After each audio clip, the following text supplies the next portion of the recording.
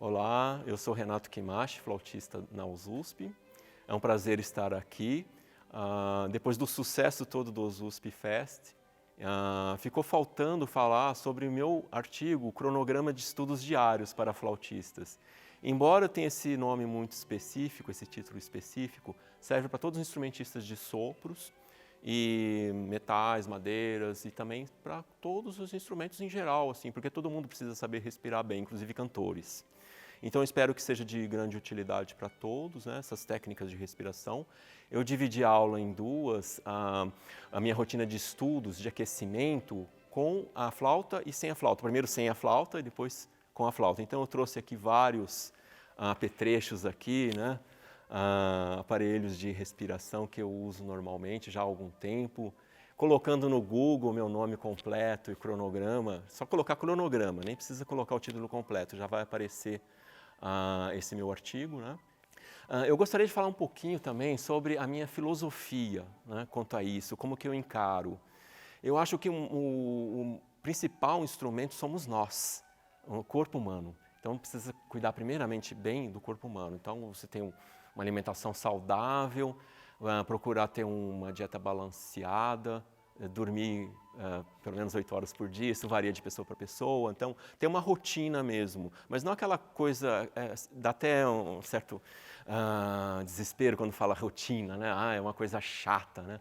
Não, você tem que ter prazer, é uma coisa que te dê prazer, mas precisa dessa disciplina, acho que a palavra correta é disciplina.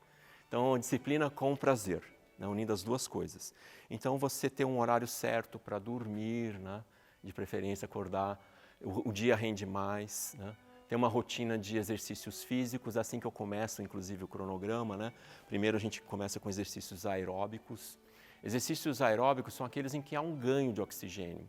Então, a gente já pensa em corrida e natação, que são os principais. Mas uma caminhada já é o suficiente. Se você tem um cachorro, que nem eu, né? Muita gente tem, você passear com o seu cachorro já é o suficiente. Você dá algumas voltas no quarteirão, numa praça, e já está com o seu corpo, os músculos aquecidos. Depois faz um pouco de alongamento também, né? E eu vou contar o que eu fazia quando a gente ensaiava aqui, né, nesse auditório. Aliás, é um grande prazer estar de volta aqui. Aproveitando o trânsito de São Paulo naquela época pré-pandemia, o que eu fazia muito no carro eu já praticava alguns exercícios que minha mãe é dermatologista, né? Então ela passou para mim exercícios de ginástica facial após os 25 anos aproximadamente, para você melhorar o seu tônus dos músculos da face. E como eu sou instrumentista de sopro, então precisa ter esses músculos com bom tônus para poder ter uma embocadura relaxada. Quanto mais tônus você tem, né, desde que treinado de forma saudável, sem exageros, você consegue relaxar mais os músculos, né? E é bom ter músculos saudáveis para poupar os ossos mais para frente também. E eu fazia esses exercícios no carro, né, falando do trânsito de São Paulo, né? Então, para não perder tempo no trânsito, eu fazia esses exercícios no carro. E claro, para não parecer assim louco, né? O vidro do carro tem um insufilme, eu punha óculos escuro, né? E eu fazia dentro do carro mesmo, né? Aí eu já chegava aqui no auditório pré-aquecido. Aí eu já seguia a partir daqui, né, exercícios aeróbicos que vocês vão acompanhar aí, né? Quem tirou o print do meu artigo. Alongamento e respiração. A respiração, eu vou inverter um pouco a ordem aqui, né? Mas eu vou aproveitar e apresentar esses apetrechos, né? O mais importante é esse balão de reinalação. A maioria destes, aliás, né, desses instrumentos aí de respiração, a gente encontra em lojas que ficam próximas a hospitais, né? São as cirúrgicas, geralmente elas que vendem. Isso aqui é um ressuscitador, né, chamado também de ressuscitador. Então, o que acontece? O paciente ele está acamado, convalescente de doenças respiratórias, por exemplo. Então, para exercitar os pulmões, então tem alguns exercícios, né? E o balão de reinalação é um dos principais. Então, para você não ter que ficar no dia a dia lavando todo dia, né? Então você pode, uma loja de material de construção, encomendar uma mangueira, né? Aí você corta, né? E aí você lava a mangueira depois no final da prática, né? Que é muito melhor, mais higiênico também. Então, eu vou ensinar alguns exercícios. O primeiro e mais importante, assim, é você imitar a respiração ritmada canina. Então, eu falei do cachorro, de passear com o cachorro, né? Só que sem aquele barulho, quando a gente imita cachorro, faz... Sem esse barulho. Pensar na garganta aberta, que inclusive serve de caixa de ressonância natural, uma das, né? Pensa como se fosse um bocejo, é o jeito mais natural de você abrir a garganta, né? Muitos professores falam, coloca para baixo quem é homem, né? Que a gente tem o gogó, quem é homem, né? Coloca para baixo. Só que você pode colocar para baixo, só que fechando a garganta, né? Você pode verificar isso através da sua voz.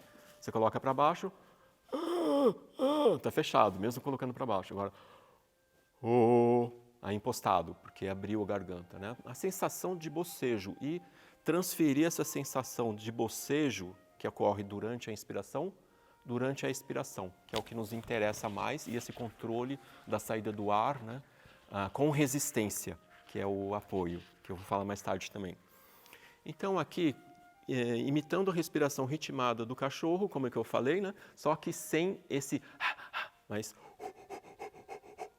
e depois vai desacelerando isso até obter uma nota longa. Essa é a minha filosofia. A nota longa vem disso, dessa desaceleração do pulso de ar.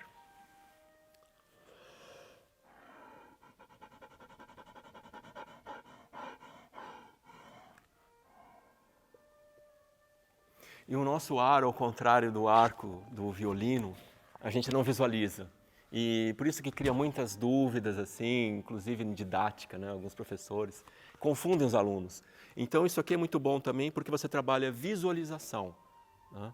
Isso é muito importante, que vai ajudar também no seu aprendizado. Então são várias possibilidades aqui. Eu estava falando para o pessoal aqui, né? Antes do início aqui da palestra, da aula, que você pode trabalhar tudo isso aqui, pode trabalhar a articulação também. Então, mas vamos primeiro trabalhar a respiração, dessa forma como eu falei, e depois você enche a bolsa completamente e inspira esse ar no máximo 2 vezes, porque o ar começa a ficar viciado, né, com excesso de CO2.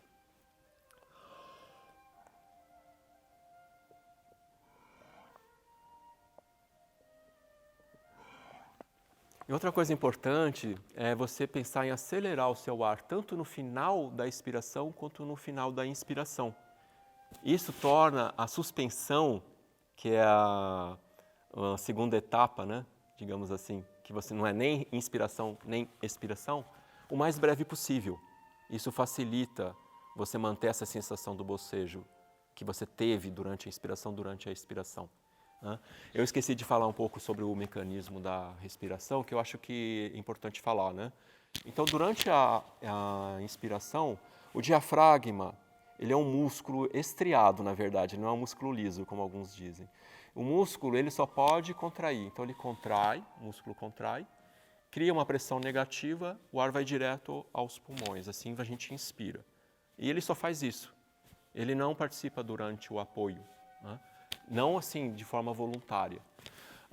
Aí para você ter esse controle da emissão do ar, do sopro, que é o que nos interessa, a expiração com resistência, você se utiliza dos músculos abdominais inferiores e dos músculos intercostais, procurando manter as costelas expandidas durante o processo da expiração. Você se olhando de perfil para o espelho,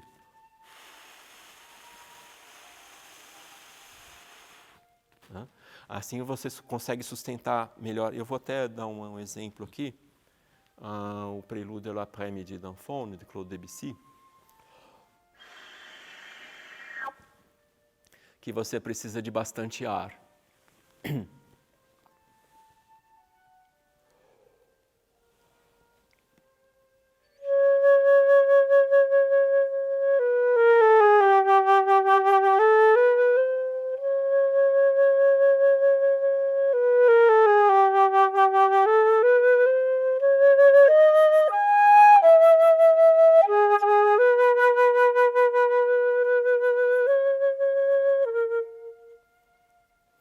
Quase que não deu para tocar, né? Mas é importante também você treinar em uma respiração só. Não é um concurso de respiração, é claro, mas algumas orquestras ainda exigem, algumas das orquestras exigem que você toque com uma respiração só. Isso é só um exemplo, na verdade, né? Então tem que ter muito controle, e o que eu ia falar da suspensão é isso, que não é nem inspiração e expiração. Então por isso que você pensa em acelerar o seu ar, né? Isso acontece naturalmente, por isso que a gente inicia com essa respiração ritmada canina, porque não dá tempo de você raciocinar muito, pensar muito e travar. Ou se você já tem um pouco travado o seu mecanismo de respiração, destrava, porque você simplesmente vai pensar em visualizar o seu ar aqui, né? Por exemplo, e o efeito dele. E aí você vai sentir que está acelerando ou desacelerando, né? E para isso daqui não precisa encher completamente. Agora sim, agora a gente vai encher, né, como eu fiz, 2 vezes.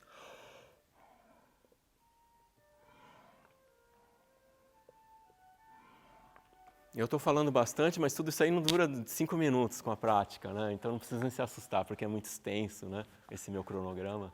Mas com a prática, nos primeiros momentos você vai fazer que nem eu, vai dividir em 2, né, a parte com os aparelhinhos e depois com a flauta. Mas depois você vai otimizando, né? O propósito disso é otimizar o tempo, né? O tempo mínimo eu especifico, o tempo máximo, né? E no começo, claro, vão surgir dúvidas, é natural, né, que você está aprendendo, né? Aí depois você dosa, você coloca um compasso 5x4, semínima igual a 60, por exemplo.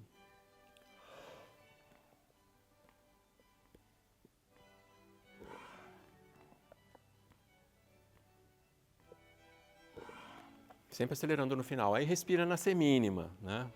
E depois você respira na cocheia, depois na semicocheia, que aí você vai treinando a agilidade dessa inspiração. Depende do que você vai tocar, né? Por exemplo, o que eu acabei de tocar, o Prelude da Prélude de Donfone, é uma respiração mais lenta, né? E é importante respirar sempre no tempo, né? O Prelude da Prélude de Donfone não é tão rápido, não é tão lento como a gente imagina, né?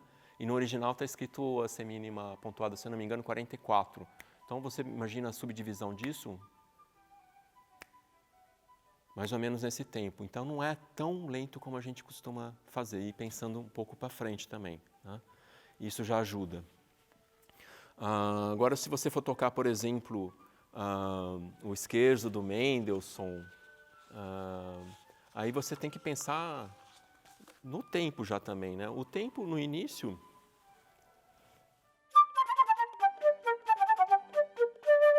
Então, pensar já nesse tempo, que é o início, no solo também. Então, já respira no tempo. Você já treinou a respiração ali na bolsa, né, de ar. E aí conta essas pausas, que é importante no concurso.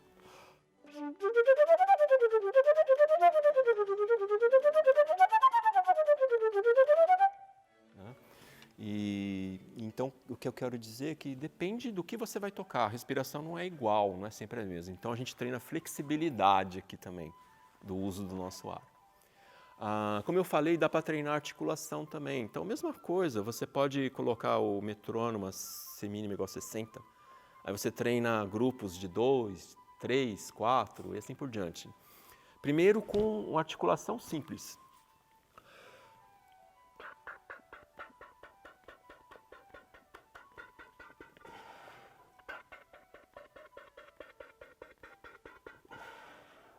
Eu fiz no 5º tempo de novo, né? E assim por diante. Depois treina também, isso é muito importante, porque principalmente na flauta a gente tem muito essa questão da articulação dupla, articulação tripla, né? E é importante que a segunda sílaba tenha a mesma quantidade de ar, porque isso que ocasiona uma articulação irregular. Eu não sei se eu consigo reproduzir aqui, mas o que eu acabei de tocar. E fica duro, porque está faltando ar, né? E então treina isso isoladamente na bolsa, por exemplo, com a mesma quantidade de ar. Então, o que você acabou de fazer do T faz Q, faz G, depende, né?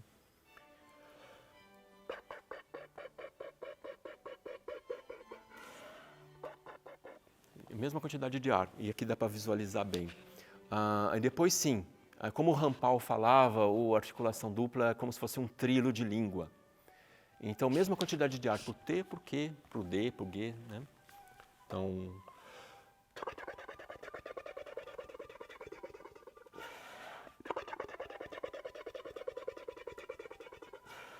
E assim por diante. Depois a gente tem também a tripla, né? Articulação tripla.